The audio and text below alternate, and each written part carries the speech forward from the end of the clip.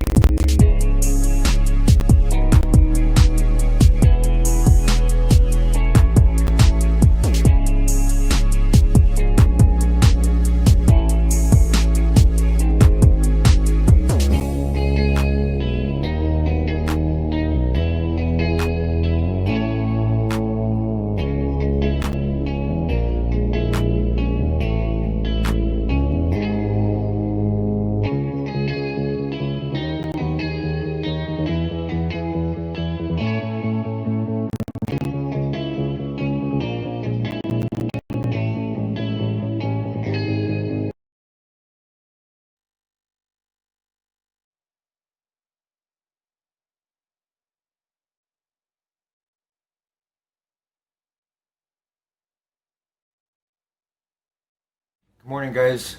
I want to share with you an example today of just how powerful our minds are. I want you to think of this example today because it's helped me so much. If a doctor told you that in order for you to live the next month or so, you would have to get up early every single day and work on yourself, work on your mind development, work on your personal growth and development, you would do it. Because that's the power of a made-up mind. There is nothing in this universe more powerful than a mind that has made the determination, the decision. They have determined that they are going to be successful, be happy, be free, be the most positive force they can be, no matter what. There's nothing more powerful in the universe, and you have it. So let's remember it each and every day. Have a great day, everybody.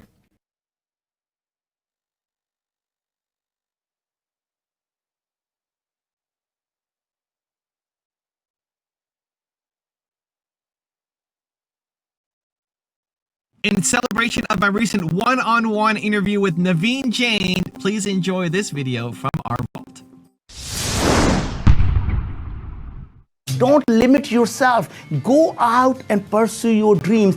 Even if you know nothing about what you're going to do, go out and do that. Every time you have a self-doubt, just remember that every single successful company goes through a near-death experience before they go out and become successful. It is the mindset. So people talk about people are optimistic or pessimistic. So they look at whether the glass is half empty or half full. To me, that's really the wrong question to ask. The only thing you as an entrepreneur to think about is, do I want to fill this glass? And the next question you ask is, what do I want to fill it with? It doesn't matter what it looks like. Your job is to imagine and dream about what you want it to be. The biggest problems are really the social problems. And if you can solve them, it's a massive opportunity. Dream so big that people think you're crazy, and never be afraid to fail. If you want to make $1 billion, all you have to do is solve a $10 billion problem. So go out and find a way to provide the fresh water to the humanity. Go out and find a clean solution for energy. Go out and find a solution to agriculture. Find a solution to poverty. All of these are $100 billion problems. So don't think of them as a problem. Think of it as a great entrepreneurial opportunity. And solving any of these problems will make you $1 billion. First off, I love this guy. I'd never actually heard of him before, but I love this guy and I love his energy.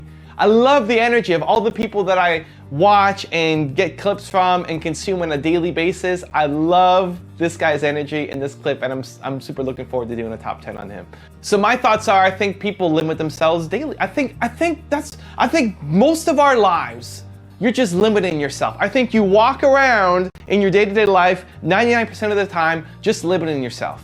telling yourself why you can't be more successful, telling yourself why this thing will never work. You have this idea spontaneously for this big thing that you want to do. Maybe you got inspired, maybe you're watching an Espresso clip or a top 10, you get an idea for something you want to do, and then the next day or even an hour later, you're telling yourself all the reasons why that's never going to work out.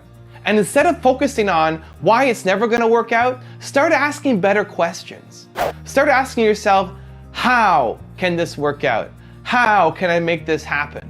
When you start asking better questions, you get better answers. When you start asking those kinds of questions, you start to come up with reasons, come up with solutions. But as long as you're telling yourself that you're never going to be successful, you can't go do that, you didn't go to school for that, you don't have the money for that, you're from the wrong country, you don't have the right family connections, blah, blah, blah, blah, blah, whatever excuse keeps coming up, you keep believing it.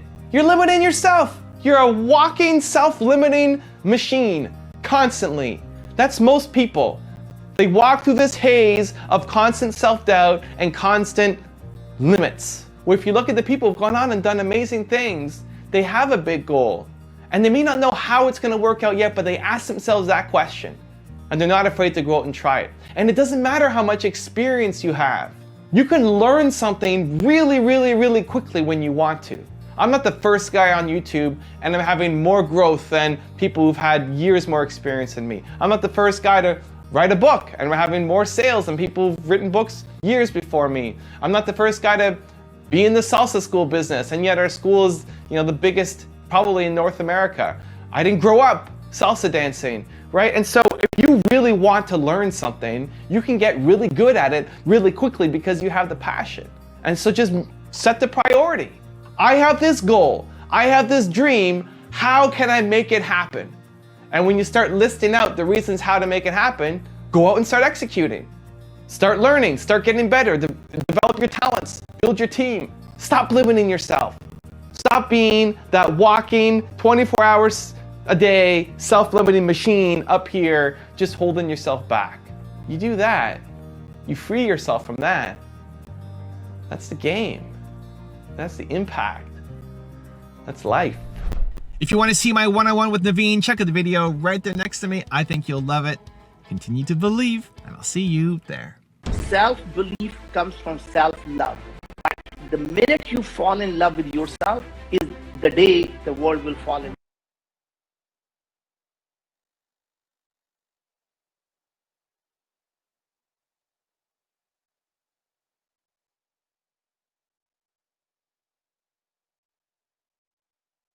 Good morning, everyone. In our top 10 rules for success today, Jack Ma shares with us rule number 9 for him, which is don't complain, look for opportunities. And this one is one we can apply to everything we think. So that's the challenge for us. Jack Ma has been successful because he has looked for opportunities. He has been relentless. He has not allowed excuses or negative things to stop him. So let's learn from him. Let's learn from each other. Let's learn from anything great we've ever done.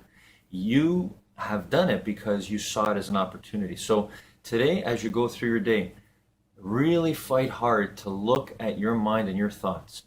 If a situation comes up and immediately you feel that negative thought coming in, look for the opportunity in it, because in those negative moments, in those things that we don't like, there's an opportunity. It's the change of thought. Have a great day, everybody.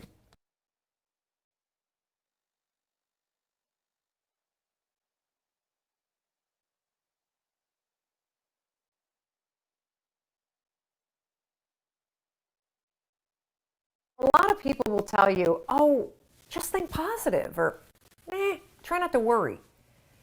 It sounds simple, but it's not easy. And the reason why it's not easy is because it doesn't work. And actually, research shows that when you try to ignore your worries, it can actually make them worse. Look, I understand this topic more than most people because I struggled for decades, not only with worrying and self-doubt, I actually suffered from anxiety and panic attacks for almost 25 years. And in fact, I took Zoloft for 2 decades to control my anxiety. Using the 5-second rule, I've not only been able to stop worrying and doubting myself, I've cured myself of anxiety, and I've been off meds for more than 4 years. I'm panic attack free, and I almost never, ever worrying about anything. And you can teach yourself to do the exact same thing using the rule. First, here's what I want you to know. You're not a worrier. A lot of us call ourselves a worrier, right? Oh, I'm a worrier. You're not a worrier. You have a habit of worrying. That's a very big difference. You've allowed your mind to drift and linger on negative thoughts so many times, it's now a pattern of behavior that you repeat, and you don't even realize it. And that's actually good news, because that means that you and I can use the science of habits to break the habit of worrying and the habit of doubting yourself. In the language of habit research, the 5-second rule is what psychologists call a starting ritual. It's a tool that you can use that will interrupt the negative thought patterns that are encoded in your brain as habits and trigger positive new thought and behavior patterns. The 5-second rule is shockingly effective because it works with all the latest research about habits. What I've learned using the 5-second rule is that I do in fact have control over what I think. And when you use the 5-second rule, you'll discover that you do too. Here's how you're going to use the rule. The moment that you feel your thoughts drift, and have you ever noticed how worrying and self-doubt, they have a way of literally like taking you away from a situation. You can feel your mind go from the present moment to drifting to something negative. Maybe you're sitting at a meeting at work and suddenly you start talking down at yourself and doubting yourself. It happens like that. But the moment that you catch yourself do it, that's a moment of tremendous power. You have a decision to make. You can either sit there and listen to the worry and listen to the self-doubt and let it hijack you, or you can make a decision to assert control. That's when you use the rule. You're going to use the countdown trick, 5, 4, 3, 2, 1. It's essential. Counting backwards interrupts the negative thought pattern. It's also going to awaken your prefrontal cortex, which is the part of the brain that you need to override a bad habit and replace your bad habit with a positive new one. So every time you feel your thoughts drift to something negative, or you find yourself worrying about things you can't control, 5, 4, 3, 2, 1, it'll switch the gears in your brain, it'll interrupt the negative thought pattern, it'll activate your prefrontal cortex, and you've just created a starting ritual that will prime your mind to accept a more positive thought. That is how you use the rule to change. Some days you might use the rule 20 times to interrupt your habit of worrying and doubting yourself. And over time, when you use the rule, the worries are going to quiet so much that you're going to find that your inner voice really starts to shine, just like it did for Kara. As she wrote, I've noticed that all the time she spends explaining herself, it creates so much noise that it drowns out her inner voice. And I'm so over it. It's been a great wake-up call to take time each day to be still, listen, and know. Oh, and by the way, your 5-second rule book also comes with 31 video mentoring sessions to deepen your mastery of the rule for lasting results. Now, these mentoring sessions will be delivered to your email inbox for free, and information on how to get these videos is on the very last page of the book. And to learn more about the 5-second rule and other research-backed strategies to help you live your best life, there's a ton of free resources at melrobbins.com. If you ever have the instinct to reach out, please use the 5-second rule and make yourself do it. Just tag me on social media using the hashtag 5-second rule, or shoot me an email at hello@melrobbins.com. I love hearing from you. Now give us a few days to get back in touch with you, but we will absolutely respond if you take the time to trust your instincts and reach out. Look, it takes 5 seconds to change your life. So the next time you feel yourself hesitate or your instincts come alive, that's the moment to stop thinking. 5, 4, 3, 2, 1, and start living. Want to be happy? Build a life, not just a business. Hey, it's Evan Carmichael, and this channel was created to help you overcome the #1 challenge that is holding you back, a lack of belief in yourself. You watch these videos because you know you've got so much more inside you. You've got Michael Jordan level genius at something. So today, let's live your best belief life and learn the 10 habits that are hard to develop but will pay off. Enjoy. Habit number 2, feed your mind with Tony Robbins. if you really feed your mind every day, feed and strengthen your mind with a 30-minute practice. And by the way, I started out reading all the time, but then I realized I was in my car all the time in those days. And I was like, I'm going to turn this to a university on wheels. And I'm old enough to remember cassette tapes, and probably most of you don't even know what the hell I'm talking about. Not reel to reel, but little cassette tapes. You know, we didn't have where you could put 10,000 songs in your phone or go to YouTube and have a million different videos you can watch over and over again. And the value for me on that, quite honestly, was that I had to pay for this stuff, so I had to value it and really use it. Like when you part with a certain amount of money, and in those days, you know, 6 cassettes, 6 one-hour cassettes, and a couple workbooks was like $300. It was like the standard offer. And I remember I went down to this place called Knight Education, Knight like with a sword, you know, and a shield, Knight. And it was this Jewish man, beautiful man named Mario that I became friends with. I was a little 17-year-old kid with my little pot belly. I was fat. And I drove all the way down downtown LA, be about in those days like an hour and 20-minute drive. And my little old Volkswagen with no reverse, park on the hill so it wouldn't, you know, so I could get out.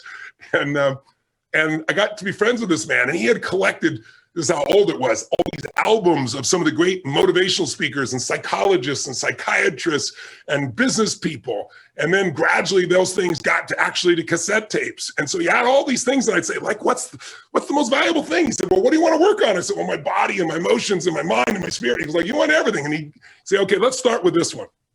And I'd take $300. I was making $40 a week as a janitor. So this is literally the money I'd save, and I'd absorb it. And I'd be like, I can't afford this. And I'd be like, well, I can't afford not to. Because unless I get these answers, I'll still not be able to pay my basic bills. I'll still be struggling. So that was one of the smart things. I invested in myself. And so I'd go down there, and because I invested $300 in 6 tapes, I remember Jim Rohn said, repetition is the mother of skill. You hear something once and you kind of understand it. Hear it again, you kind of feel, you hear it enough. He said, listen to stuff every day. Until pretty soon, the things I was hearing in my head were these new thoughts from brilliant people instead of the old thoughts that were basically whatever I'd been around before. And it changed my life. It started to shift me because I fed my mind. Habit number 3, master self-control with Thomas Frank. This is a mindset shift that I found more helpful than any other self-improvement technique I've tried in recent memory. To put it simply, when you're trying to change your behavior, forget about the goal you're trying to achieve, the external outcome, and instead focus on the change in identity you want to happen. This is a concept that I first read about in James Clear's book, Atomic Habits, which I highly recommend, by the way. And there's this passage near the beginning of the book that really encapsulates it well, so I'm just gonna read it to you here. Imagine 2 people resisting a cigarette. When offered to smoke, the first person says, "No thanks, I'm trying to quit." It sounds like a reasonable response, but this person still believes they are a smoker who is trying to be something else. They are hoping that their behavior will change while carrying around the same beliefs. The second person declines by saying, "No thanks, I'm not a smoker." It's a small difference, but this statement signals a shift in identity. Smoking was a part of their former life, not their current one. They no longer identify as someone who smokes. So the general idea here is that once you've embraced a change in your identity, you're gonna find yourself acting in alignment with that change. And if you're wondering why exactly this happens, the 3rd chapter of Robert Cialdini's book, Influence, the Psychology of Persuasion, has a great explanation for it. Essentially, humans feel this natural compulsion to act consistently with their past decisions. As he writes in the book, once we have made a choice or taken a stand, we will encounter personal and interpersonal pressures to behave consistently with that commitment. Those pressures will cause us to respond in ways that justify our earlier decision. And shifting my mindset in this way has been incredibly helpful in the past couple of months. And the first way that I implemented it was by starting to think of myself as an athlete. Now, I've always been a pretty active person, and I've had a laundry list of athletic goals on my website for quite a long time now, but I never really took the leap and started thinking of myself as an athlete. And there was some imposter syndrome reasons for this. But after reading that passage in the book, I decided to take the leap and start thinking of myself as an athlete, not just as somebody who does active things. And that shift in mindset has done wonders for my levels of self-discipline in many different areas, from going to the gym more consistently, to training harder while I'm there, to even improving my diet, which has been a lot better than it used to be over the past couple of months. So seriously, if you take nothing else from this video, I'm putting this first for a reason. Start thinking about behavior change in terms of the identity that you want to embody rather than the goals that you want to achieve. All right, strategy number 2 is to frequently remind yourself of why you're being disciplined in the first place. At the end of the day, we have to have a strong why for our actions if we want to do them consistently. And every time I think about this concept, I'm reminded of a story about the actor Jim Carrey. And it goes like this. After he had arrived in Hollywood and he was still kind of an impoverished actor, one day he took out a napkin and he drew himself a check made out to himself for $10 million and post-dated for 10 years in the future. And then he put that check in his wallet so that every time he'd bring out his wallet, he could see it and remind himself of why he was working so hard, what he was working towards. And this is something that you might find very helpful to do as well. Try writing down your goal or the identity you want to assume and put it maybe on a sticky note next to your desk or by your computer so you can see it every single day and know that this is why I'm building my self-discipline. This is the reason for all the work I'm putting in. All right, strategy number 3 is to find ways to embrace discomfort and embrace the resistance you feel towards doing something that takes hard work or that's unpleasant. Just like going to an actual gym and lifting weights makes you better at lifting weights in the future and able to lift more weight the next time you go in, every time you embrace discomfort, you are essentially doing a rep of the exercise that is self-discipline because it is a skill that can be learned. It is a muscle that can be built over time. This is why I'm such a proponent of taking cold showers, because a cold shower is something that most people don't want to do. It's not very comfortable standing underneath that stream of ice cold water. And that's the point. Every morning that you get into the shower and you choose to turn that handle to cold instead of hot, you are embracing discomfort. You're leaning into the resistance, and that makes you better at doing so in the future, regardless of what the task is. So as you go through your daily life, find ways to embrace discomfort. It could be cold showers, it could be signing up for a 6 a.m. ROTC fitness class, it could be taking the stairs instead of the elevator. Basically, whenever your brain throws up that I don't feel like it excuse, that is an opportunity to build that self-discipline muscle, and you should take it.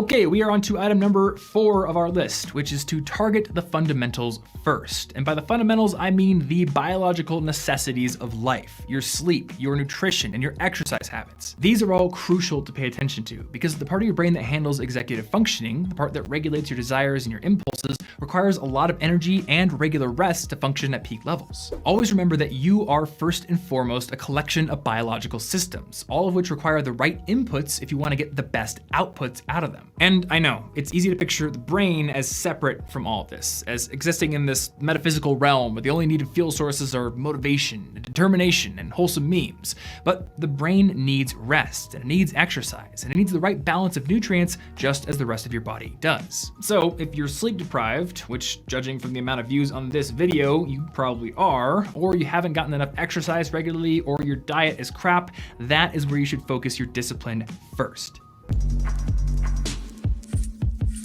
And that brings us to our 5th item on the list, and it pains me to say this one because I personally hate doing it, but you may want to try meditation. And the reason you might want to do this is that meditation has been shown scientifically to help people improve their levels of self-discipline. In fact, a 2013 study at Stanford University showed that people who went through compassion training, which was a specific meditation program, were better able to regulate their emotions afterwards. And this is crucial for remaining disciplined and being able to make rational decisions. Now, an easy way to get started would be by using guided meditation, which you can use through apps like Headspace and Calm, or through many free videos here on YouTube. But the form of meditation that I've always practiced, which I think is better for the development of self-discipline specifically, is a form of what's called Zazen meditation, where I simply sit and concentrate on my breath with my eyes closed. And when my attention is inevitably pulled away by a random thought, I work to notice that and let that thought go, and then bring my attention back to my breath. And doing this over the long term has helped with both self-discipline and concentration. And like I said, I'm not a huge fan of meditation. It's probably the self-development practice that I hate doing the most, but the benefits of doing so are undeniable. And that brings us to our final item on the list, which is to practice building new habits. Now, like I said earlier, building new habits is kind of a separate discipline in the overall pursuit of changing your behavior. But the initial stages of building a new habit often require self-discipline because the behavior isn't automatic yet. So this can be a great way to not only establish a new habit, but become more disciplined in the process. Now, I've got an entire video on building new habits coming up for you guys in the next couple of weeks. But until then, remember that for whatever habit you choose to build, start small, track your your progress. Maybe use an app like Habitica or Strides, which is my current favorite one, or Habitable on Android. Celebrate your wins, and also remember to not focus too much on purity, on perfect streaks. Instead, focus on making sure that your trend is going in an overall positive direction. And remember that as it is doing that, and as that behavior is becoming more automatic, your self-discipline is improving in the process. Habit number 4, create battle plans with Brendon Burchard. Is there somewhere, can you show me on a wall, visually in your house, not on your computer, not in your little phone, not on this one little note that you tuck away and you hide from everybody else so they don't see what you're working on? No, show me a wall with your battle plan. See, so many people don't break through. And they don't break through because what's end up happening for them is so often they're in this place where, unfortunately, the truth is they didn't have a plan. And they won't talk about it, and they won't say anything to anybody. And yet, if you get down to it, you start coaching, you start working with them, you find out they didn't have a plan. They did not have a plan. And so I think it's so important that you realize the value of having your battle plan, right? So a battle board. What's a battle board? If I showed you your house, you would have a wall somewhere. Maybe it's maybe you wrote it on a regular 8.5 by 11, or if you saw it in my room, it's like I literally got like butcher paper, and I take some blue tape, and I strap this thing on this butcher tape across the wall. And what is on that wall? There's 12 boxes on that wall, ladies and gentlemen. What's on that battle board? 12 boxes. What's each box? Yep, a month. Each box represents 1 month. And within that box, what do I have written down?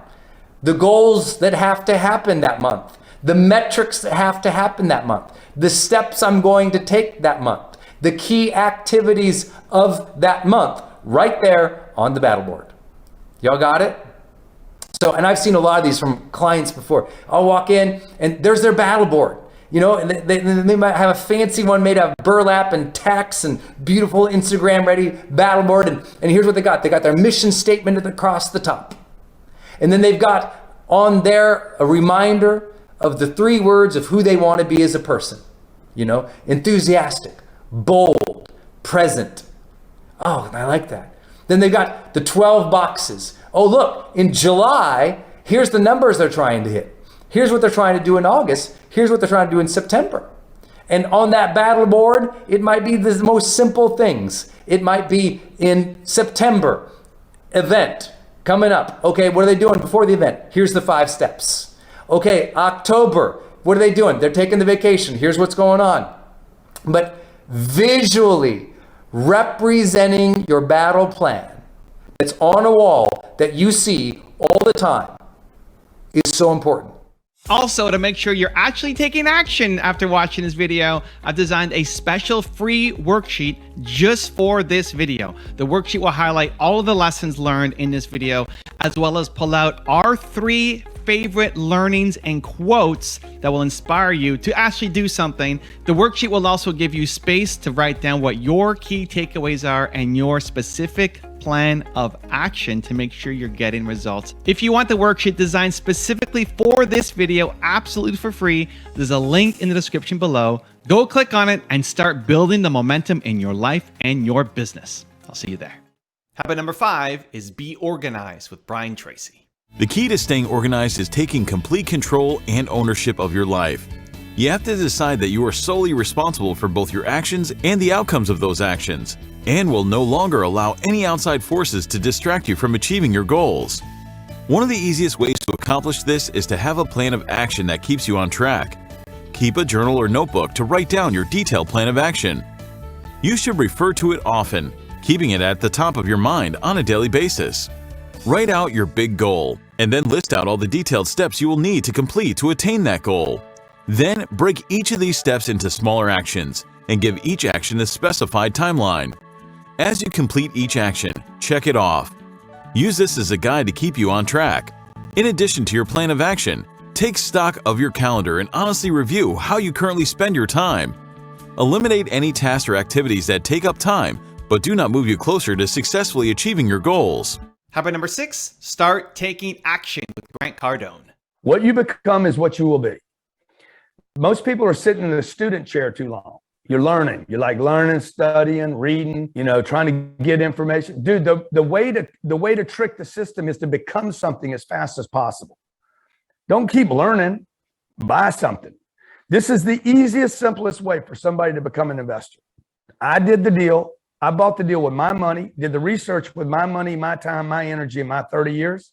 I used my cred with the banks and the real estate community to get the deal. That deal's $260 million. Your entire audience could not buy that deal by itself, even if it had the money, because it doesn't have the connection. Yep. So I'm buying the deal with my money and my debt. Then once I buy it and close it, I've taken all this risk out, because once I buy it and close it, then I offer it up to my audience and say, same price that I paid, you can get in at $1,000, $5,000, $10,000, whatever number you're comfortable with.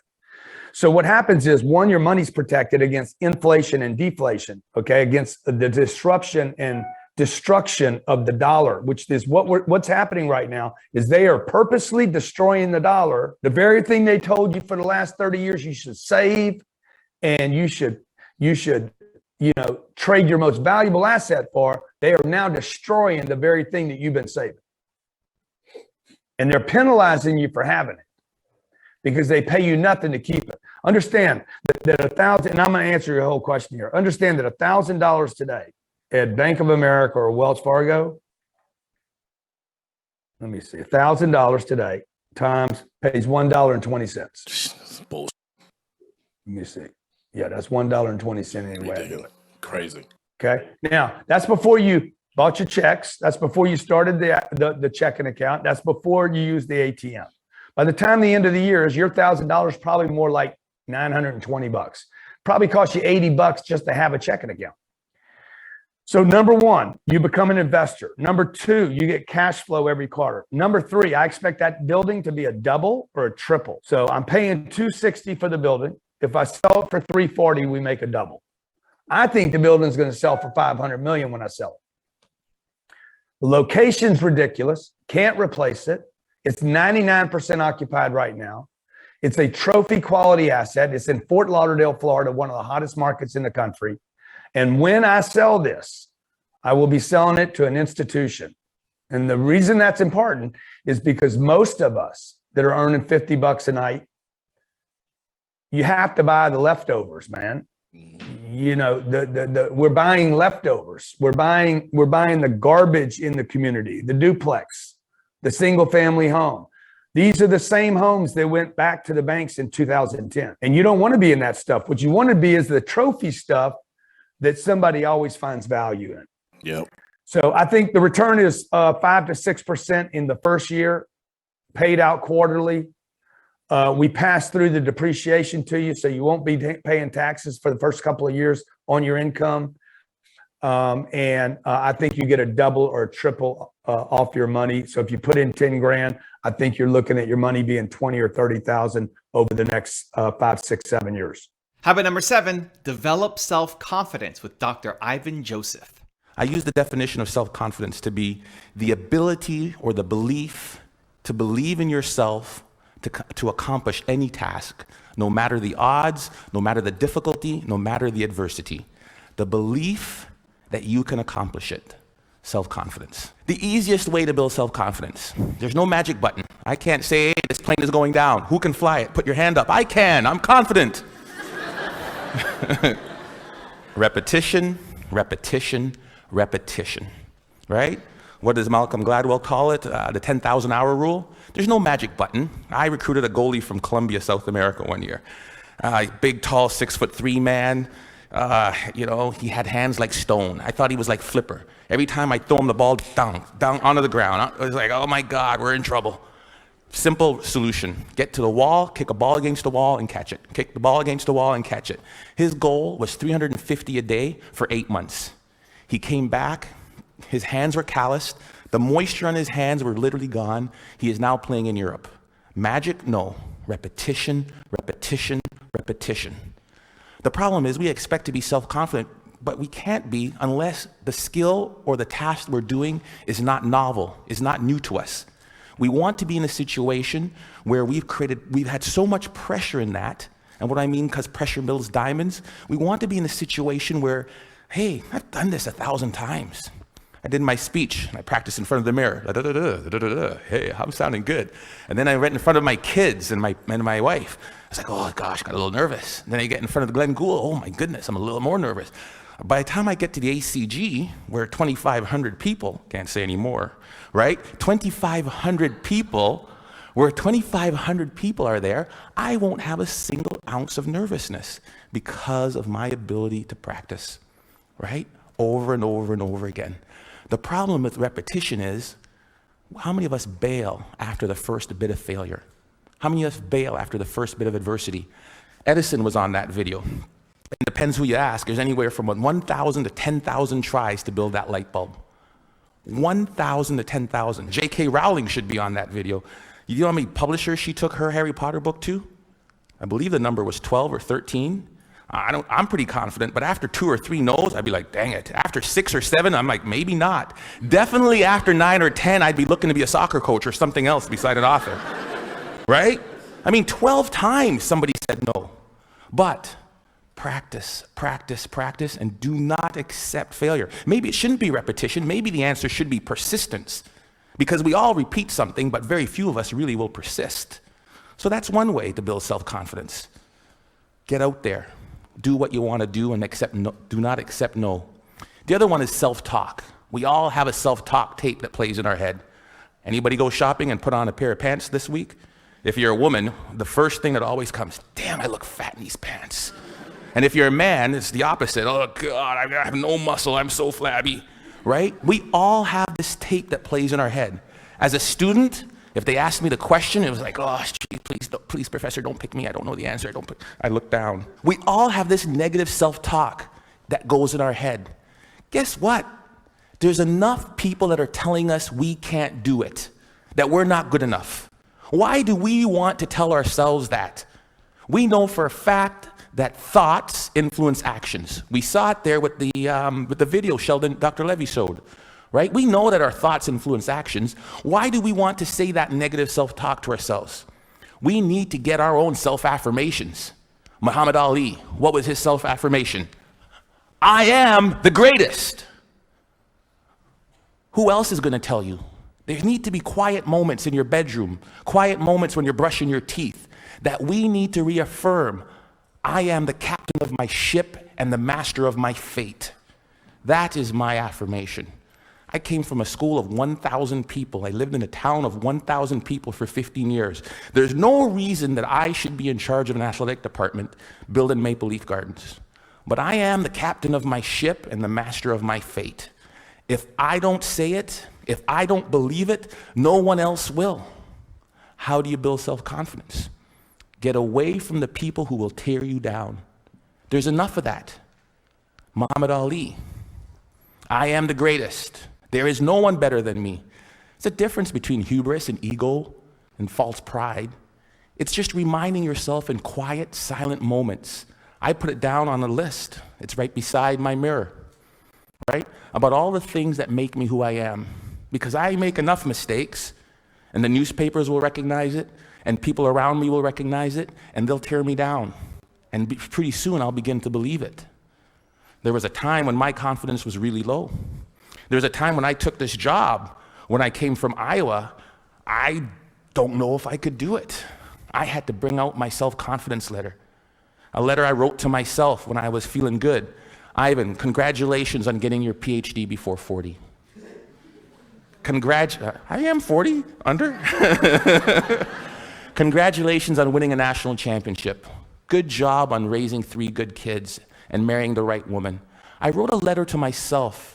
It was my own brag sheet, my own letter about the things I was proud of. Because there are moments, and we'll all experience them in our career, in our life, in our job hunting, in our relationships, when we are not feeling good about who and what and where we are.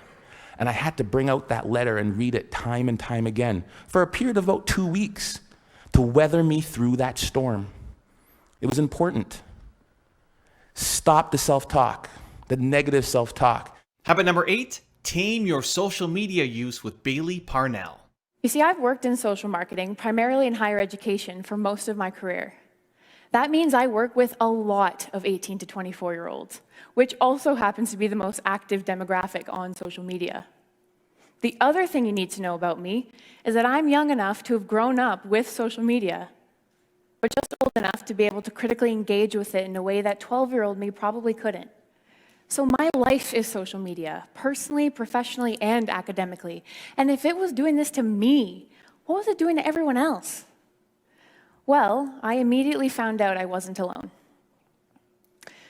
The Center for Collegiate Mental Health found that the top 3 diagnoses on university campuses are anxiety, depression, and stress. And numerous studies from the US, Canada, the UK, you name it, have linked this high social media use with these high levels of anxiety and depression. But the scary thing is that high social media use is almost everyone I know. It's my friends, it's my family, my colleagues. 90% of 18 to 29-year-olds are on social media. We spend on average 2 hours a day there. We don't even eat for 2 hours a day. 70% of the Canadian population is on social media. Our voter turnout isn't even 70%. Anything we do this often is worthy of critical observation. Anything we spend this much time doing has lasting effects on us. So let me introduce you to 4 of the most common stressors on social media that, if go unchecked, have potential to become full-blown mental health issues. And this is by no means an exhaustive list. Number 1, the highlight reel. Just like in sports, the highlight reel is a collection of the best and brightest moments. Social media is our personal highlight reel. It's where we put up our wins, or when we look great, or when we're out with friends and family. But we struggle with insecurity because we compare our behind the scenes with everyone else's highlight reels. We are constantly comparing ourselves to others. And yes, this was happening before social media with TV and celebrity, but now it's happening all the time, and it's directly linked to you. Here's a perfect example I came across in preparation for this talk. It's my friend on vacation. BRB nap. Wait, why can't I afford vacation? Why am I just sitting here in my PJs watching Netflix? I want to be on a beach. But here's the thing. I know her very well. I knew this was out of the ordinary for her. I knew she was typically drowning in schoolwork. But we think, who wants to see that? The highlights are what people want to see. In fact, when your highlights do well, you encounter the second stressor on social media, which is number 2, social currency. Just like the dollar, a currency is literally something we use to attribute value to a good or service. In social media, these likes, the comments, the shares, they've become this form of social currency by which we attribute value to something. In marketing, we call it the economy of attention. Everything is competing for your attention, and when you give something a like or a piece of that finite attention, it becomes a recorded transaction attributing value, which is great if you're selling albums or clothing. The problem is that in our social media, we are the product, and we're letting others attribute value to us.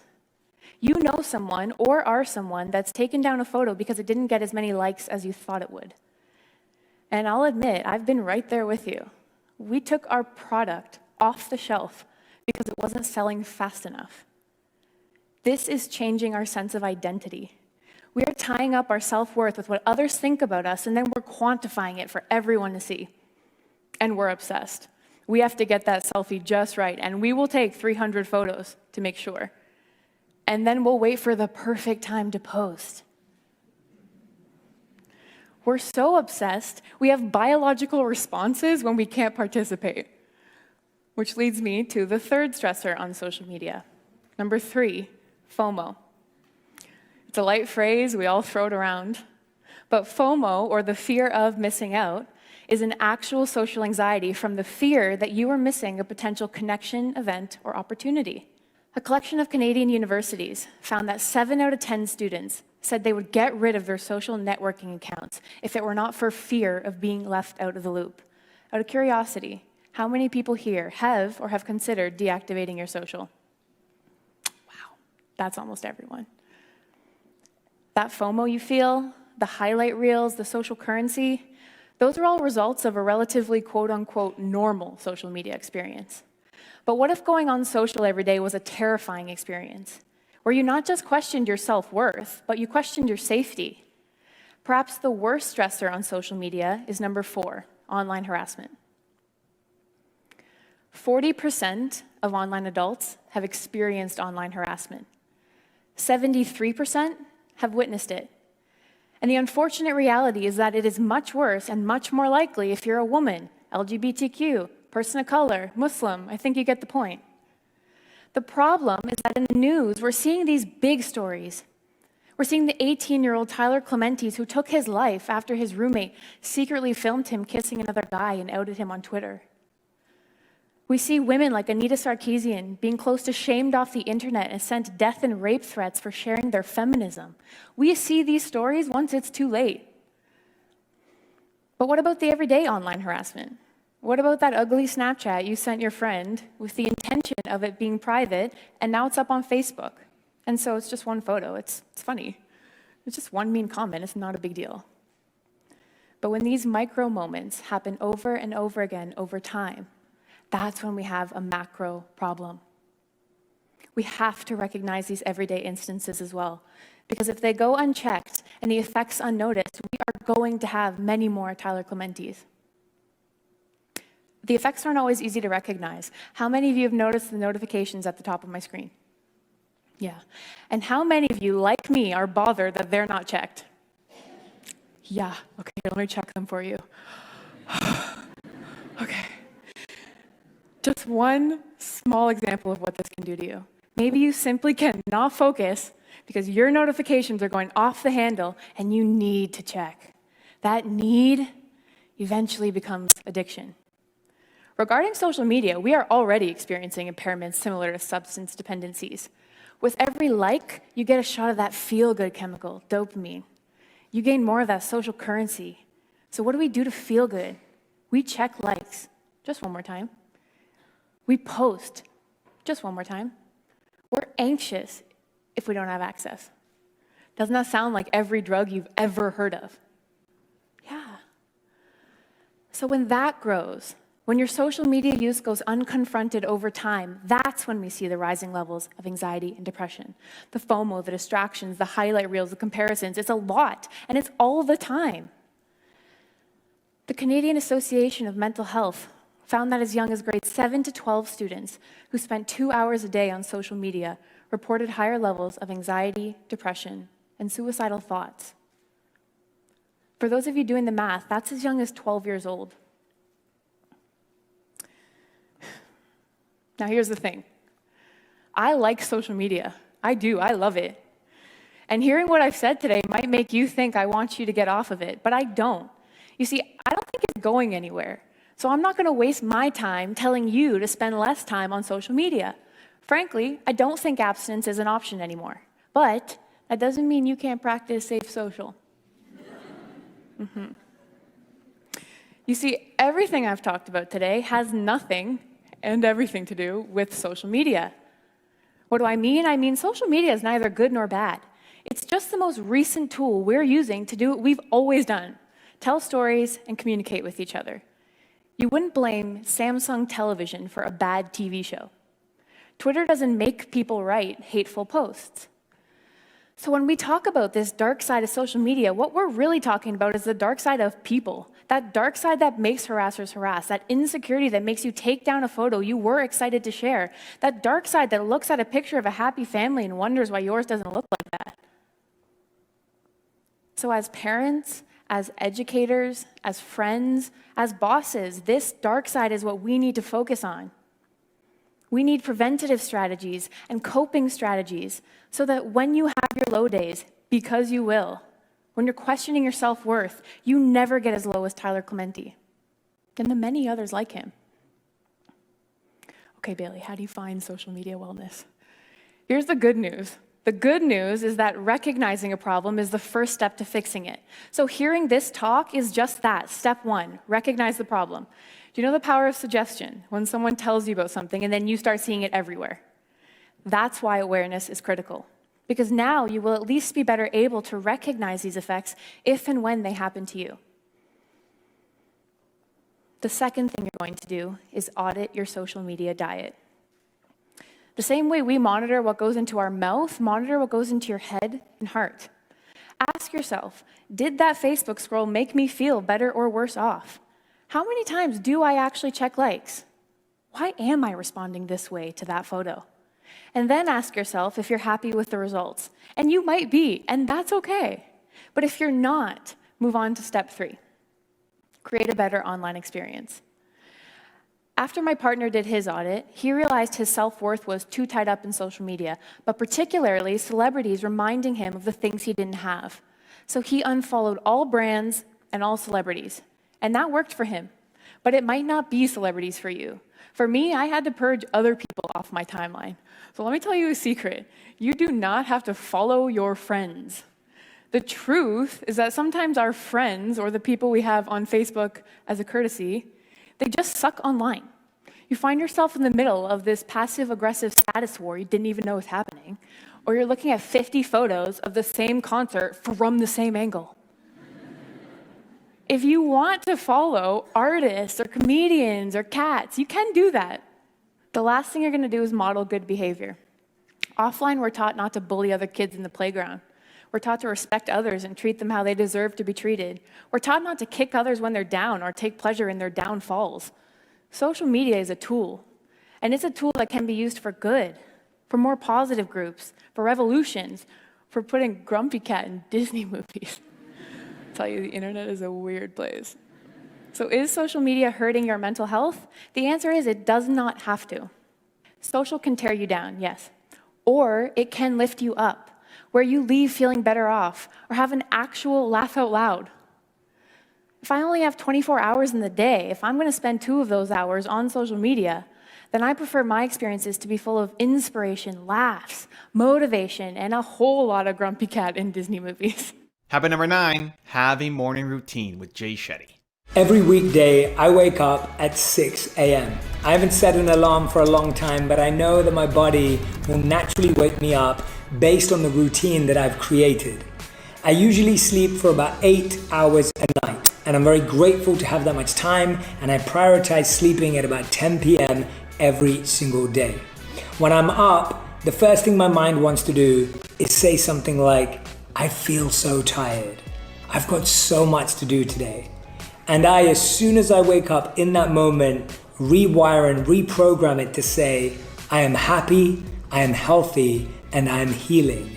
That simple internal affirmation and statement rewires how I feel about what I have that day. I'm grateful for the opportunities in the work I have. I'm healing with the challenges I have. And my body is healthy because I'm able to get out of bed. I don't look at my phone in the morning. Trust me, I don't always follow this. I've broken that rule many, many times. I'm not perfect. I've failed at it countless times, but I keep trying to rise back to this rule. Why? Because I feel amazing. The amount of clarity in my mind, the stillness that I experience when my phone isn't the first thing that I see is inconceivable. And I highly recommend that you try it out just for 7 days. Don't look at your phone first thing in the morning and see how different you feel for the rest of the day. I promise you, you're going to feel more energetic, more productive, and more creative than you've ever been before. Now, I've been practicing something for a long time now called mindful brushing. I brush each tooth for around 4 seconds before I move the toothbrush. This mindful process allows me to start the day at my own time, in my own pace. So often before, I used to rush brushing my teeth. Not only would I be damaging my gums and damaging my teeth, by the way, dentists will tell you about that, I actually was starting my day off in a panic with stress. Slowing down the first activity of the day allows you to start and move at your own pace, in your own time. The next thing I do after a shower is meditate. Meditation has been a part of my daily practice for the last 16 years, where I've meditated for at least 2 hours a day. Often this is broken up throughout the days. On a busy day, on an amazing day, I get to do 2 hours first thing in the morning. Sometimes I'll do 1 hour in the morning, 1 hour in the evening, or sometimes I'll do 30-minute slots 4 times a day. This really allows me to find that center, to find that alignment, and find that balance throughout the day. My meditation practice includes 3 types of meditation: breathwork, visualization, and mantra. For those of you that have read Think Like a Monk, you know that I break down these practices inside the book so that you can practice them at home as well. Breathwork is a phenomenal way of calming and centering my body. Visualization is a great way to prepare my mind for all the meetings and events and everything I have to do throughout the day. And the mantra is for my soul. It's to help me feel connected to my purpose, make me feel connected to divine energy and the supreme source, so that I can be an instrument of that joy, of that happiness, and of that love in the world with everyone I meet. Recently, I've updated my morning meditation using the Oura Ring app, where I take a moment to check my body status. What this does is that it helps me measure my heart rate, my breath rate, and my skin temperature just for a moment, just to take a status check, just to check in with myself and say, how am I feeling? How am I doing right now? It even asks me if I'm feeling better or worse after the moment. And that allows me to get that really critical piece of insight into how I feel right now. When you bump into someone, you always ask them, how are you doing? How are you feeling? Take a moment to ask yourself that with the Moments feature on the Oura Ring app. After my meditation practice, I literally take 2 to 3 minutes to set my intention for the day and my attention for the day. I've found that this activity allows me to create the energy and the mental space I need to try and live by higher values. Now again, I fail at this all the time. I can go through the day and then realize I haven't been loving, I haven't been kind, I haven't been the nicest person that day. But the thing is, when I write it down in the morning, I promise you, I'm more likely to be what I write on the page. I'm reminded to be what I write on the page. I also take a moment to write 3 things I'm grateful for. And no matter how hard it is, I promise you, there are some days where I'm like, I've just got complaints. I've got nothing to be grateful for. And even on those days, I will push myself to write down something I'm grateful for, and I'll always find an answer. Starting your day off in this way gets this right, so that now every action can actually be inspired by that intention. Everything that you do externally will be created by how you feel internally, and now you can take that energy out into the world. We are headed to morning tennis, so this is something that I do around 4 times a week.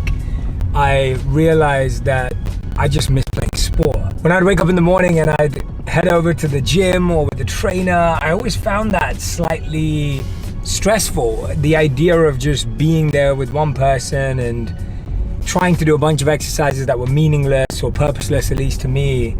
But going to play, it's just incredible. To play tennis every morning, I feel like I'm back at school and I'm starting my day with some great energy, some positivity, a little bit of healthy competition.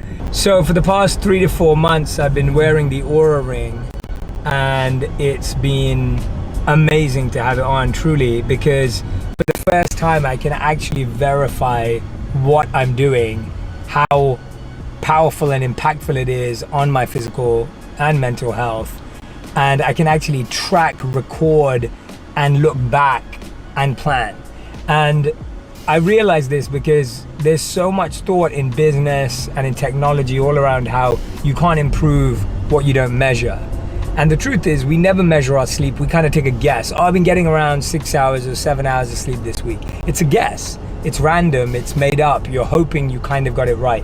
You're like, oh yeah, but last week I worked out a lot. And you don't know, it's just an assumption, it's just an idea. Whereas now I can actually look back, I can look at how the week's been, I can understand why I feel tired, I can understand what I need to do this weekend. Play has become such an important value to me. There's a beautiful quote that I believe was said by Richard Branson, where he said that we don't stop playing because we get old. We get old because we stop playing. And I realized that play was such an important value for me. It was such an important principle for me that I had to start my day off with play. A bit of healthy competition, feeling like I'm learning a new skill, feeling like I'm building a new athletic ability allows me to start the day off feeling like a learner and someone who's growing. So usually after a game of tennis, I sit down to look at my stats. It's a great way of keeping that measurement, thinking about what's coming ahead for the rest of the day. And I can see that it's automatically detected that I've had a 506 active calorie burn. I've got an activity score of 79. I've got a total burn of 2,357 calories, and I've already done 4,000 steps for the day. So I love starting my day off with that data. It helps me feel like I've started on the right foot, and now I know what I've got to do to hit my goals. It's also told me that my training volume is optimal, my training frequency is optimal as well. And I've got to still stay active today because I'm still in the red. So that's telling me that I need to move around regularly and avoid long periods of inactivity, which helps me stay healthy and keep my metabolism high. This is a great reminder because throughout the day it will keep reminding me to be active, whether I'm sitting at my desk for too long or whether I'm sitting there writing scripts. It will tell me to get up and move around. And until my activity reaches optimal, I'll know that I still got to keep moving. As soon as I get back from tennis, I have some breakfast. My current breakfast of choice is a chia seed breakfast bowl. It has blueberries and raspberries inside as well, and it's been amazing for my gut health. I find that figuring out the food that's right for your gut is so important, and it's so personal and unique. It's taken me a long time to figure out what to have for breakfast that didn't leave me feeling bloated, didn't feel me leaving uncomfortable throughout the rest of the day, and a chia seed breakfast bowl has been the best thing that I've had.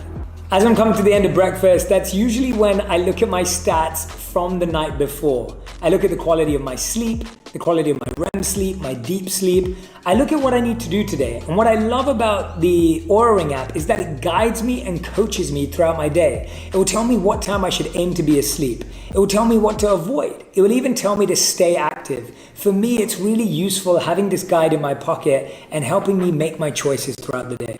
And then I sit down for my favorite cup of herbal tea. Usually it's a fresh mint. And for me, having a warm cup of herbal tea allows me to again start grounded. I love the scent. I love the feeling of the warmth inside of my body, and I love the cleansing effect that it has. And so this is where I am. Now, all of these habits have had a huge impact on my life, and that's why I'm sharing them with you. And habit number 10, the last one before some very special bonus clips, is set a timeline with Alex Ortner. What are some fundamental must-haves you feel like for that evening wind down or evening routine? I mean, for me, for starters, it is actually setting timelines on the things, on the way you shut yourself down or slow yourself down from the day. And I've got the same structure for my kids, and a lot of my stuff revolves around my kids. So I know that for my kids now, it's 8 o'clock, all devices are off, and that includes adults. All of us, devices are off at 8 o'clock. 8 o'clock to 9 o'clock, it's that getting ready for bed, it's that spending time together, it's that calming our body down so that we can get ready for bed, right? And just being present with each other and talking about the day and all that kind of stuff. Because family for me is everything. And that's, for me, the happiest part of my day is, I can have a great day, but if at the end of the day, I get to the end of the day and my kids had something tough going on, I'm like, oh, okay, what can I do to help them and support them? So it is that wind down process of shutting off from devices. And then just like I do in the morning process, it's being present with myself. And I notice the difference. I'm not perfect about doing my planner all the time. Sometimes I'll miss a morning or miss an evening. And when I don't, I'm basically just not, just like I said in the example during this, I'm not being that pilot. I'm being that pilot who just runs on the plane and starts flying without going through my checklist process to make sure that I'm actually going where I want to go and doing what I want to do. And so I make sure to be present with myself emotionally and go, well, what am I actually feeling from today? What do I need to release? Whether it's anger or frustration, not really, I don't really get angry anymore. I used to be angry as a teenager a good amount, but anger is not an emotion that I really dive into. Frustration definitely would be. But I recognize what emotions I have and I tap to release them, right? I acknowledge them and I release them so that I can actually get myself to bed. And I always just go back to acknowledging that I'm doing my best, right? That we're all doing our best. That, no matter how much I, want to beat myself up or think, oh, I could have done better, or I should be further along. I mean, that's a common theme for everybody is, oh, I should be further along in my life or my business or further along with my health. And I just acknowledge and go, hey, I'm doing my best. And the more I beat myself up about that, the more I rob my joy of being present with life. At the end of the day, what happens to me, what matters to me is my health. Like, man, when I can get a good run in or play soccer, that is the most alive I feel in any given day. And then just being present with people. And I have to always remind myself being present with people, because I'm always around people. The question is, am I actually present with them in a way where I can enjoy those interactions? And so I just remind myself of those things. I do gratitude every evening. I write down 3 things that I'm grateful for in the evening. I think that's a really important process. I notice in my planner, literally the second I get to that part and I start tapping into gratitude, my whole body just goes, and it just calms me down. And I go, oh yeah, there's always so much to be grateful for every single day. And so I go through that process. So those are just some of the things I do in the evening. But the moment that you catch yourself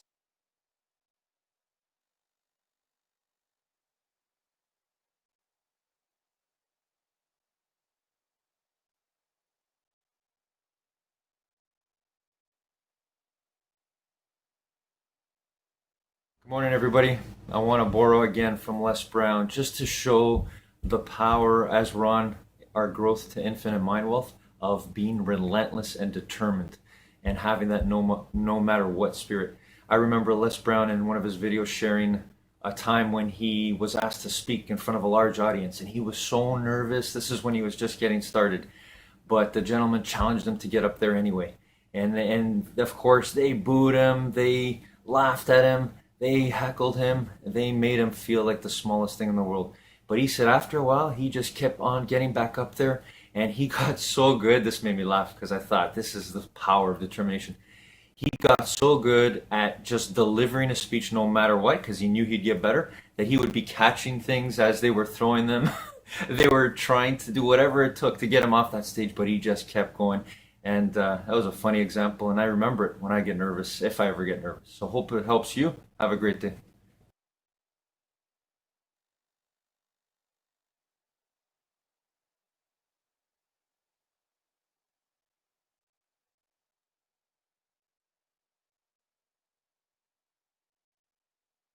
You don't choose your passions choose you.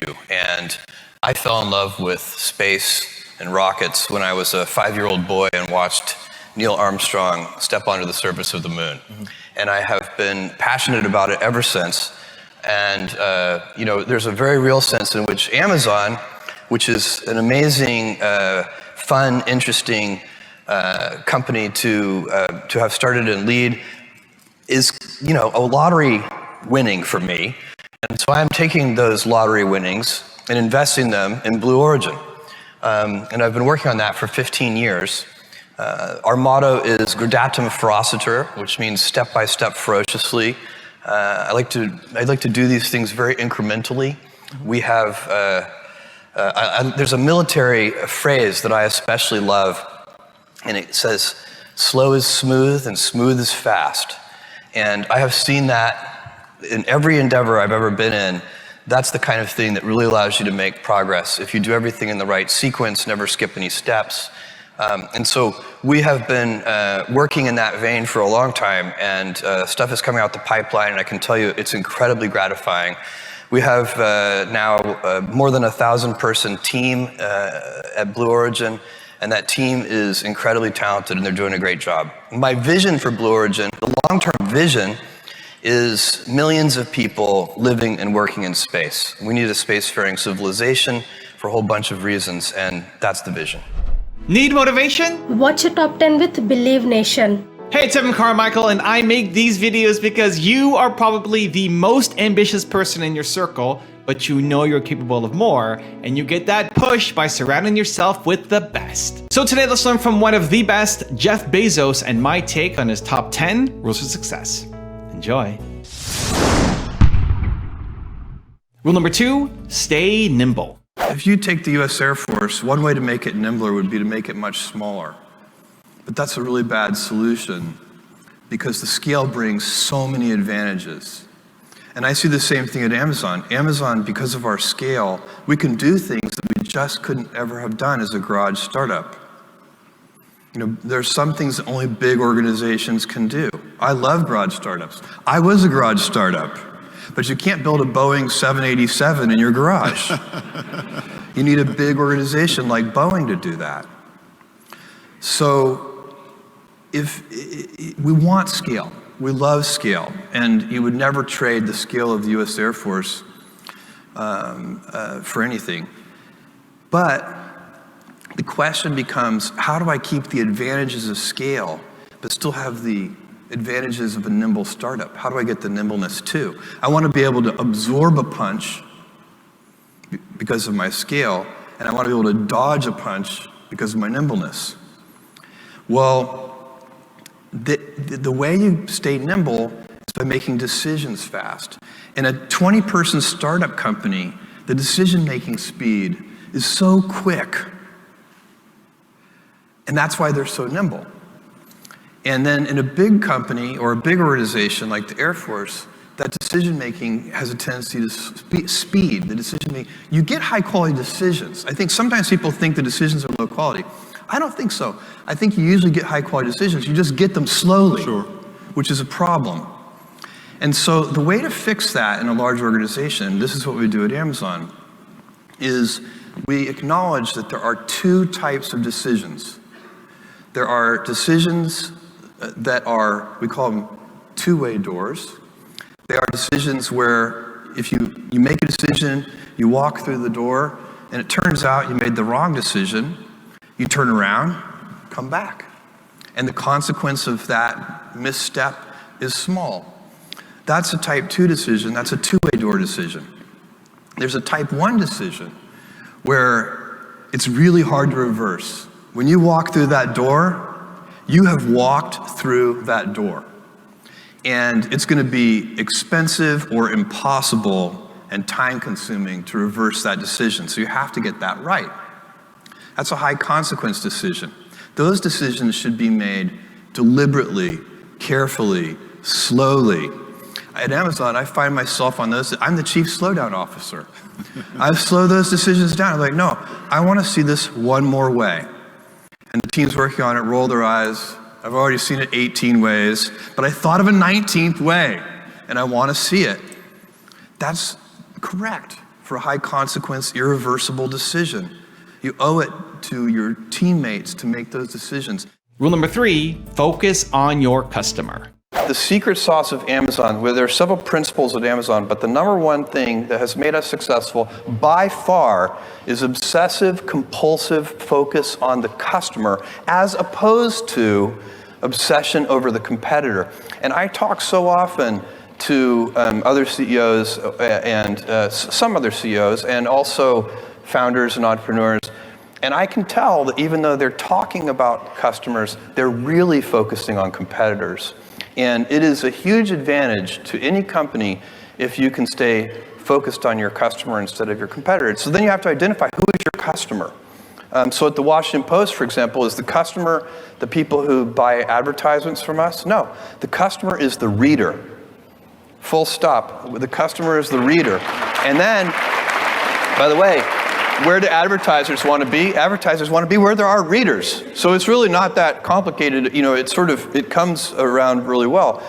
And in the school, who are the customers? Is it the parents? Is it the teachers? No. It is the child.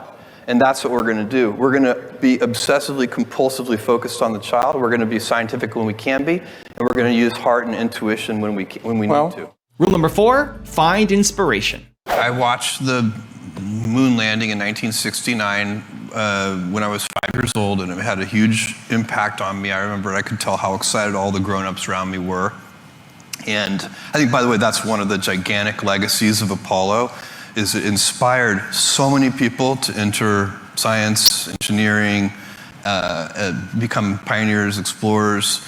And you know, I think it'd be hard to overstate the degree to which that program did that for a whole generation of people, not just in the US, but around the world. We did something as a civilization that everybody had used as a literal symbol of impossibility. Oh yeah, that'll happen when a man walks on the moon. And they had to change that metaphor in 1969. And so we all got to witness that as a civilization, and it really made people realize the kinds of things that we can do. And so I definitely got that bug when I was 5, and I kept after it. And I read a lot of science fiction as a kid. I studied the science of rocket engines and propulsion and space vehicles and so on and so on. And the more you learn about something, the more you are attracted to it, because once you start to understand some of the nuances and the details and the things that you really learn a lot about become very appealing. And so that happened. It's a virtuous cycle. And by the time I was in high school, I was, really on this journey of knowing that I really wanted to be part of someday figuring out how to help build infrastructure and get people into space. And my girlfriend, my high school girlfriend, has been interviewed many times, and she says there's no doubt in my mind that Jeff started Amazon just to get enough money to do Blue Origin. I can't prove her wrong. So that's been in my life. I think we need infrastructure to go to space. The real problem with doing interesting things in space is that the price of admission is so high that you can't have that kind of entrepreneurial dynamism that I witnessed up close and that all of us witnessed happen on the internet over the last 2 decades. On the internet in the last 2 decades, you can start a company in your dorm room and it can turn into a giant company. That's not metaphorical, that's Facebook. I started Amazon with a very small amount of capital. I didn't need much capital because all the heavy lifting had already been done. I didn't have to build a transportation system to distribute and deliver packages. It existed. It was called the post office. I didn't have to build a payment system. It existed. It was the credit card, and so on and so on. So when there is deep infrastructure, even if that infrastructure took many decades and many billions of dollars to build out, people can stand on top of that infrastructure and do amazing things. We don't have the infrastructure to do that in space today. If you're in your dorm room, you're not going to start an interesting space company. It's, the starting price tags to do really interesting things in space are hundreds of millions of dollars, going quickly to billions. But if we had reusable space vehicles, then that would start to change everything. And you'd find a generation later that you could have, the 2 kids in their dorm room create the next great space company, and then you'd see thousands of space companies, and you'd eventually get to really amazing things going on. Also, to make sure you're actually taking action after watching this video, I've designed a special free worksheet just for this video. The worksheet will highlight all of the lessons learned in this video, as well as pull out our 3 favorite learnings and quotes that will inspire you to actually do something. The worksheet will also give you space to write down what your key takeaways are and your specific plan of action to make sure you're getting results. If you want the worksheet designed specifically for this video, absolutely for free, there's a link in the description below. Go click on it and start building the momentum in your life and your business. I'll see you there. Rule number 5, invest in early education. People are interested in trying to help the world in so many different ways, and it's all the things you would expect. But also some more unusual things. But it's, some people are very interested in the arts and opera, and they think that's underfunded. And a lot of people are interested in medicine and particular diseases, and think that those deserve more R&D dollars. All these things are correct. A lot of people are very interested in homelessness, including me. A lot of people are very interested in education of all kinds of interest, both kind of college scholarship type education, but also apprenticeship programs, or you name it. People are interested in education. I'm very interested in early education, and the apple doesn't fall far from the tree. My mother has become, in running the Bezos Family Foundation, she has become an expert in early education. I'm a student of Montessori schools. I started at Montessori when I was 2 years old, and the teacher complained to my mother, the Montessori school teacher complained to my mother that I was too task focused and that she couldn't get me to switch tasks, so she would have to just pick up my chair and move me. And by the way, I think that's, if you ask the people who work with me, that's still probably true today. Did that teacher ever call you since and said that she was responsible for your success? Have you ever called you? No? No, I'm in touch with several of my high school and elementary school teachers, though, but I don't know any of my Montessori school teachers. Okay. So the gift that you're giving, essentially, you're going to have some for preschool for children who need preschool, preschool. Yeah, full tuition preschool, Montessori inspired. I'm very excited about that because I'm going to operate that. That's going to be an operating nonprofit. I'm going to hire an executive team. There's going to be a leadership team. We're going to operate these schools. And we're going to put them in low-income neighborhoods. It's just, there's no doubt, we know for a fact that if a kid falls behind, it's really, really hard to catch up. And if you can give somebody a leg up when they're 2, 3, or 4 years old, by the time they get to kindergarten or first grade, they're much less likely to fall behind. It can still happen, but you've really improved their odds.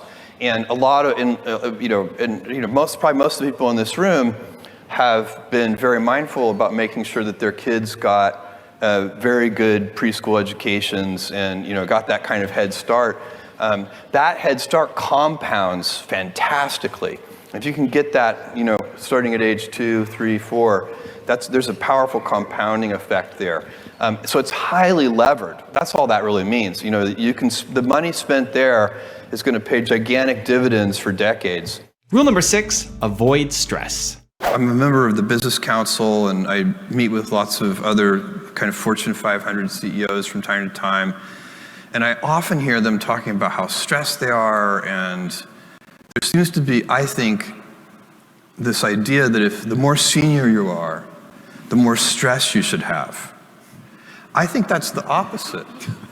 Because the more senior you are, the more control you have over your environment. To a large degree, you get to pick who your senior staff is. To a large degree, you get to pick your schedule. To a large degree, not 100%, nothing's 100% in this world. To a large degree, you get to decide how you interact. Do you like to do lots of one-on-ones, or do you like to have small group meetings? You have, as a senior executive, you have a lot of control. And what I find is sometimes people forget that they have that control as a senior executive or as a senior officer. They forget that they can construct, to a certain degree, their work environment every day. Rule number 7, be innovative. So much has changed. If you were to go back in time to the 60s and bring, the great engineers from that era to today, there are a lot of things that they would be astonished by. First and foremost amongst those is computation. I mean, what we can do with computers and software, they could have only dreamed about. Same thing with sensors. Those things have just made gigantic progress. There are things that have made no progress, like high temperature alloys are basically the same as they were in the 60s. It's very interesting. But the way that we mill those things and weld those things and so on, that's changed very dramatically.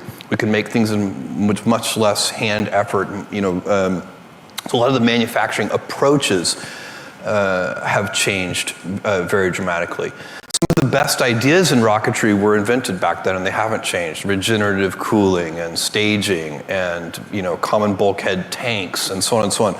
So many brilliant people worked on the space program in the 60s that they came up with an amazing set of genius ideas that we're still using and harvesting today.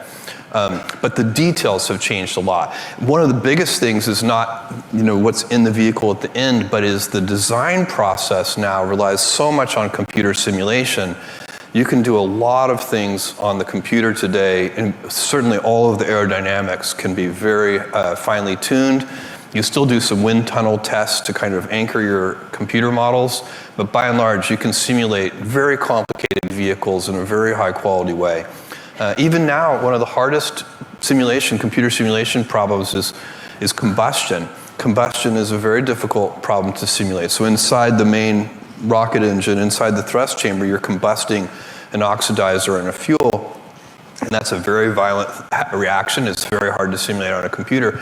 We're even making progress on that. And so that really cuts down on the amount of iterations, the kind of, test, fail, fix loops that you have to do, trial and error. They did so much trial and error back in the day to get all of this to work, and with slide rules. I mean, it's extraordinary what they accomplished, and the more you know about the Apollo program, the more amazed you become. It just keeps going. So we're building New Glenn, which is a Saturn V class. It's about half the size of Saturn V class orbital vehicle, which will fly for the first time in 2021. We're doing it with a couple of thousand people, and that would have taken hundreds of thousands of people back in the 1960s. And that's the dramatic progress with the computer-aided design tools and so on that you see today. It's huge. Rule number 8, start small. Everything I've ever done has started small. Amazon started with a couple of people, and Blue Origin started with 5 people. And the budget of Blue Origin was very, very small. Now the budget of Blue Origin approaches $1 billion a year. And next year it'll be more than $1 billion. So in Amazon, it literally was 10 people. Today it's 500,000 people. But it's hard to remember for you guys. But for me, it's like yesterday I was driving the packages to the post office myself, and hoping one day we could afford a forklift. And so for me, I've seen small things get big, and it's part of this day one mentality. I like treating things as if they're small. Amazon, even though it is a large company, I wanted to have the heart and spirit of a small one. And so anyway, the day one foundation is going to be like that. We'll wander a little bit too. So we have some very specific ideas of what we want to do, but I believe in the power of wandering. All of my best decisions in business and in life have been made with heart, intuition, guts, not analysis. When you can make a decision with analysis, you should do so. But it turns out in life that your most important decisions are always made with instinct, intuition, taste, heart. And that's what we'll do with this day one foundation too. It's part of that day one mentality. As we go about, building out this network of nonprofit schools, we'll learn new things and we'll figure out how to make it better. Rule number 9, aim for reusability. First of all, when you're talking about reusability, you have to be very precise and know that you need to be talking about true operational reusability. With the space shuttle and some other the solid rocket boosters and so on, there have been some attempts to get reusability in launch vehicles in the past, but they haven't succeeded. And the reason is it wasn't operational reusability. You would have to, there was just too much inspection, maintenance, validation of the vehicle that had to be done. You need to get to a place, ultimately, that is much more like commercial airliners. And obviously, you can't, you can't get on a commercial airliner. If the airline throws it away at the end of every trip, very few people are going to be able to afford to take that vacation. Similarly, even if they fly it to the destination, and then they have to disassemble the whole thing, x-ray every part, and then reassemble it all and test it again, it's going to be a very expensive vacation. If you can get to real operational reusability, and we've done that on our New Shepard vehicle, our suborbital vehicle, then you can dramatically lower the costs. The cost of launch is driven largely by the hardware. It's driven by the non-recurring engineering of designing the vehicle, and it's driven by the cost of throwing that hardware away every time. The propellant costs are vanishingly small. People don't pay much attention to it, but the propellant costs for a large launch vehicle are typically less than $1 million, especially if it's a hydrocarbon launch vehicle. So the launch cost is a couple of orders of magnitude larger than the propellant costs. So there's a lot of opportunity over time to dramatically shrink costs. And reusability is 8 of the 10 points to dramatically shrink costs. The other thing that you really need to shrink costs is practice. And that's why, that's one of the reasons that we did New Shepard first. New Shepard is, I have a video I can show you in a second, but New Shepard is a suborbital tourism vehicle. And that mission is so important for us because that's a mission that we can fly many, many times a year, and we will get so much practice. It's 110,000 pounds of thrust, liquid hydrogen engine, and the practice is directly relevant to our larger launch vehicles. And so, even the upper stage is liquid hydrogen, and it's the same engine. It's an upper stage variant of the BE3. And rule number 10, the last one before some very special bonus clips, is work on big ideas. I would advise any entrepreneur or large business or large organization, like a government organization, is you need to identify your big ideas. And there should only be 2 or 3 of them. And then if a senior leader, the main job of a senior leader is to identify 2 or 3 important ideas and then to enforce great execution against those big ideas. And the good news is that the big ideas are usually incredibly easy to identify.